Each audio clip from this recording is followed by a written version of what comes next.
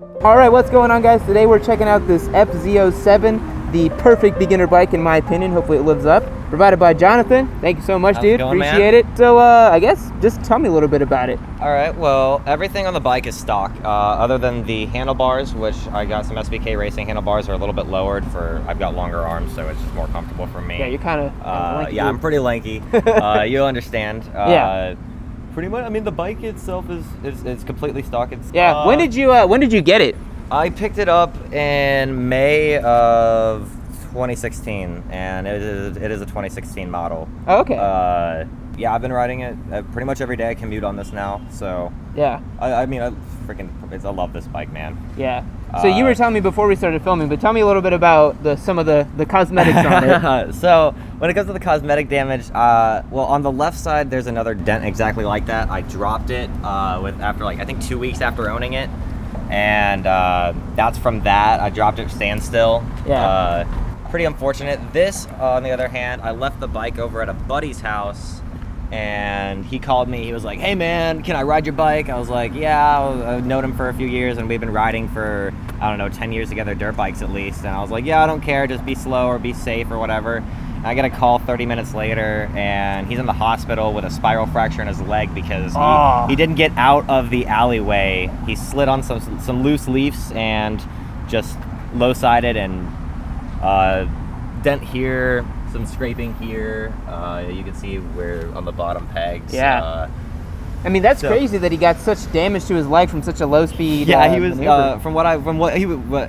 because his roommate was there too, and he told me what happened. He's like, there's no way he was going more than 15 miles an hour tops. Maybe 10 miles an hour was really what the actual speed was. So yeah. Well, he's okay now though, right? Yeah, he's good. Had surgery. Yeah. Yeah, so this is a field recorder, and then this is a cable to the mic and the helmet. Yeah, so I popped it out whenever we were talking, so it was like capture your voice a little better. I hope it works out. Let's hope so. Yeah. You know what I mean. Oh, what year is this again? 2016. 2016, all right. All right, boys and girls. 2016 FZ-07. Everyone says this is a great beginner bike.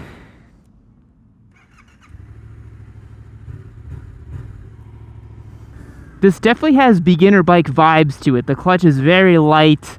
Everything about it feels really smooth and friendly. I think Jonathan was telling me these bars are not stock, so it does feel a little strange. The seating position is actually very different than the FZ-09.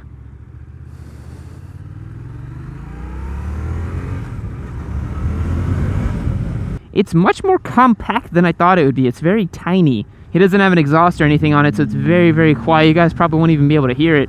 It reminds me quite a bit of the R3. It's a parallel twin, but just a bigger displacement.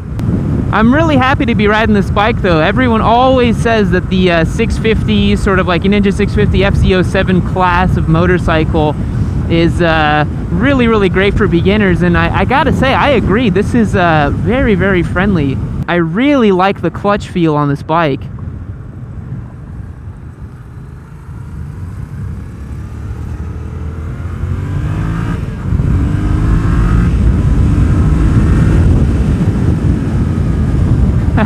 These bars make it so much more hunkered down than my FZ-09. I feel like I'm back on a sport bike. Still have these stupid Yamaha blinkers. I don't know why they put these things on every bike, man. They're so hideous. I wonder if the new R1 has them. I hope to God it doesn't. Yeah, you're much more lower on this, and you can actually feel like you're carving up some corners. One thing I'll hand it to the FZ-07, you know, I don't think it has... We're about to check in a sec. Let's see. Yeah, non-adjustable suspension. I bet just preload only. But, you know, for a non-adjustable suspension, this is actually better than the FZ-09. The FZ-09 suspension is so bad. But that's one of the things I like about it, is that it's kind of sketchy, kind of garbagey, you know. It's one of the more fun parts about it.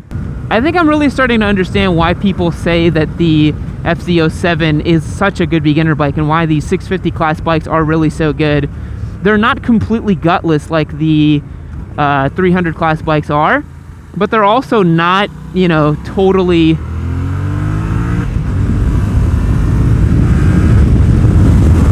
Yeah, this is proper. This is proper torque right here. That's good.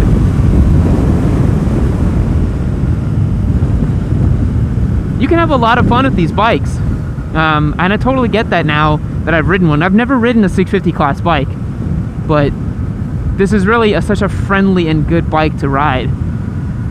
This is one of my favorite sort of sweeping corners right here. Let's see if we can take this in third gear.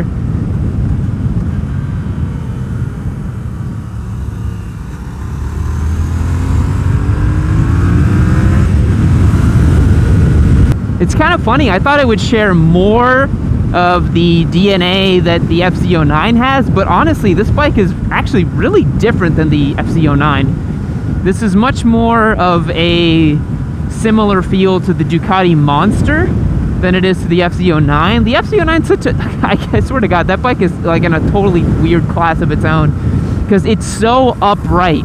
This bike is much more hunkered down and leaned in than the FZ-09 is. This feels like a little naked sport bike, you know? The FZ-09 feels like a supermoto almost, like a dirt bike. It's such a weird ergonomic on that bike that I really enjoy because you can just cruise on it all day. This bike's ergonomics are almost identical to the R3, actually, if I remember correctly.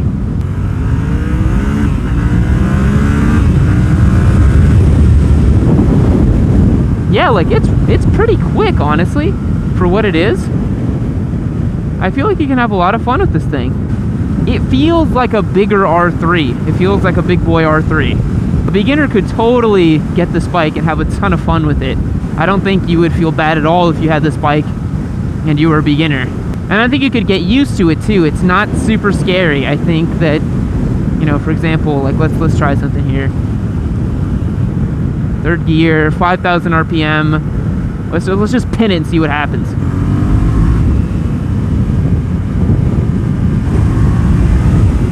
No, it's perfectly adequate, you know? It's not scary. I'm trying to look at this from a beginner's perspective.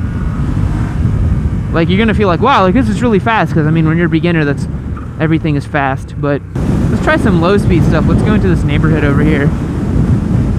This is the first review I'm doing post Street Rossi life, so you guys will notice how easy I'm taking it. I'm so used to riding the FZ-09 where you pin the throttle in first, second, or third gear and the front will lift. So I'm a little weary about doing it with this bike. This is a nice little neighborhood over here. Look at these little houses. I say little, these houses are pretty freaking big. Oh, it's a cul-de-sac. Of course it is. Let's see. Turning circle pretty good. How tight can we make it? Can we go full motorcycle cop mode on this? Oh, look at that. I'm getting dizzy.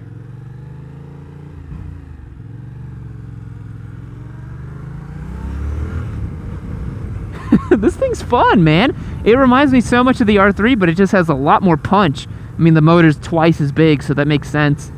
I kind of wish the bars were a little more upright, honestly. I'm becoming like the opposite of how I used to be with the Daytona. I wanted everything to be super low clip-ons, but nowadays I kind of wish that it was more up here. And maybe the stock ones are higher, but I don't know.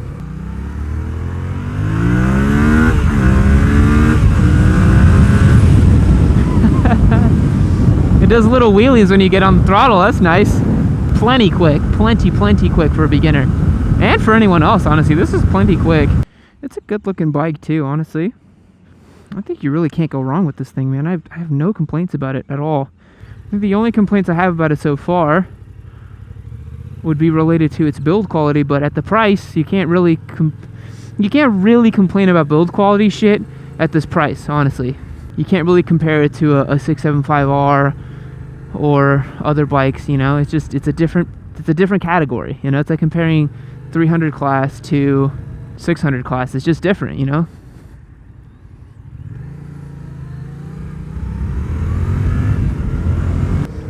Overall, I think this is probably the best beginner bike you can buy, this class of motorcycle, and I've thought that for a while now.